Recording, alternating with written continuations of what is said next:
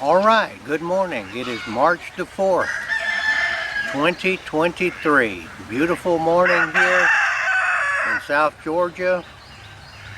The apple trees are blooming, the pear trees are blooming, the leaves are coming out, the blueberries are trying to make. I don't know if we're going to have that late frost like we usually do. Usually we will have one more. Alright, what I've got to say, I've been making a big hullabaloo about this method of shooting where I just pull it back here and shoot. That works. But I've been messing around with it for 2 or 3 days now, and this morning, I'll say it fell apart. I don't think it has consistent, it's not consistent because I'm not sure where exactly I'm drawing to,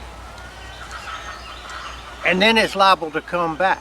But as I said in my other videos, if I had one way that I know of, if I had to make a shot for my life or the life of one of my loved ones or the life of anybody, I would use 3 fingers under, knuckle to the cheekbone, and look at that tip of that arrow like it was the end of a pistol sight. And I've had a couple of 3 days to try this other method and go back and forth.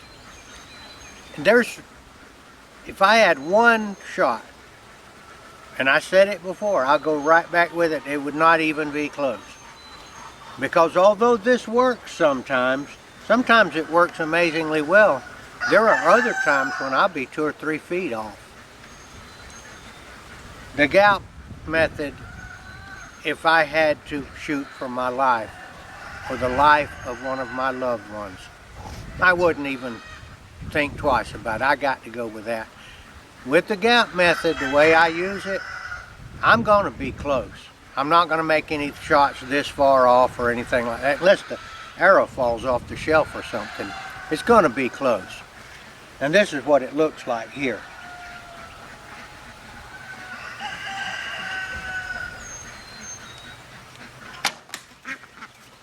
And it was a hit. Okay? Now, I'm going to try. I've been saying that one shot for my life quite a while now, but it never dawned on me until just now that there's also, in our life, we do have to make a choice.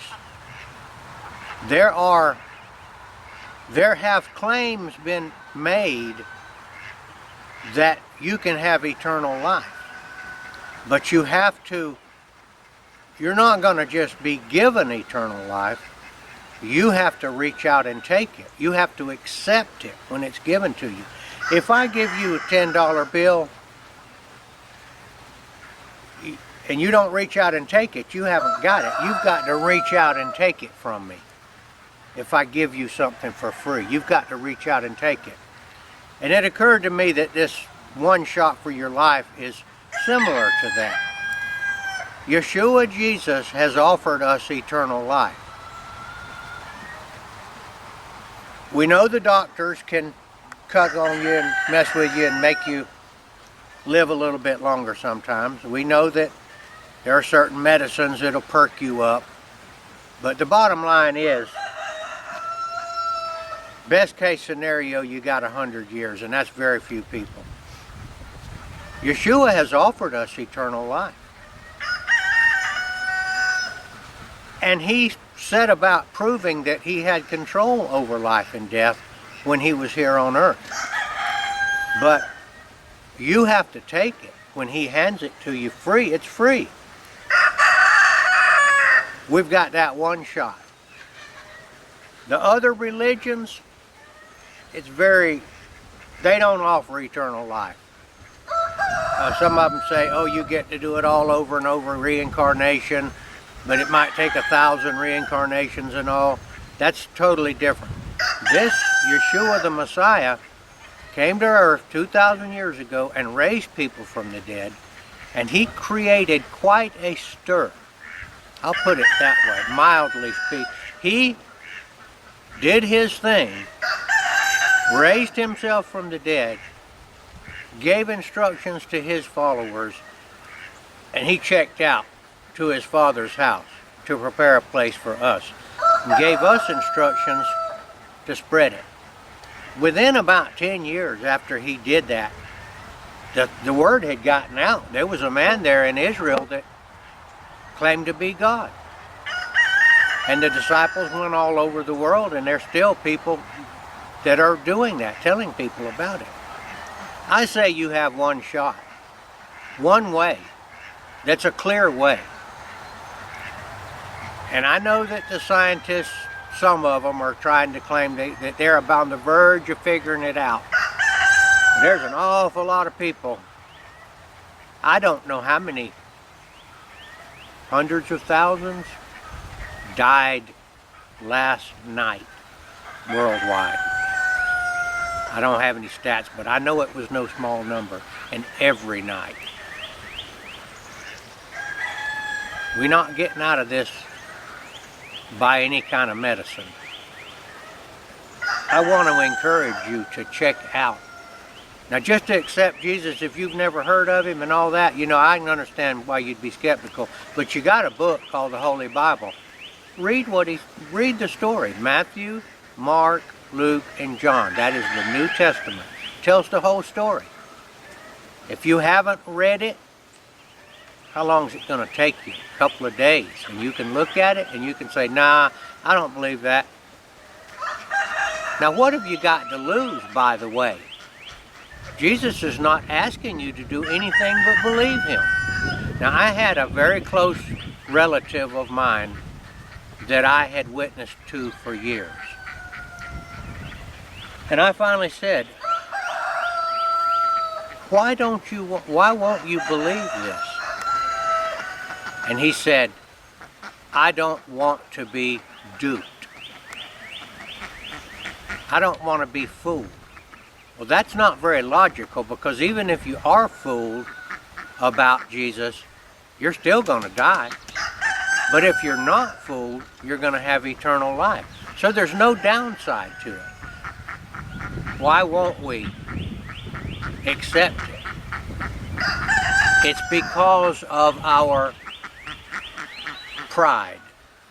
We don't want to be duped.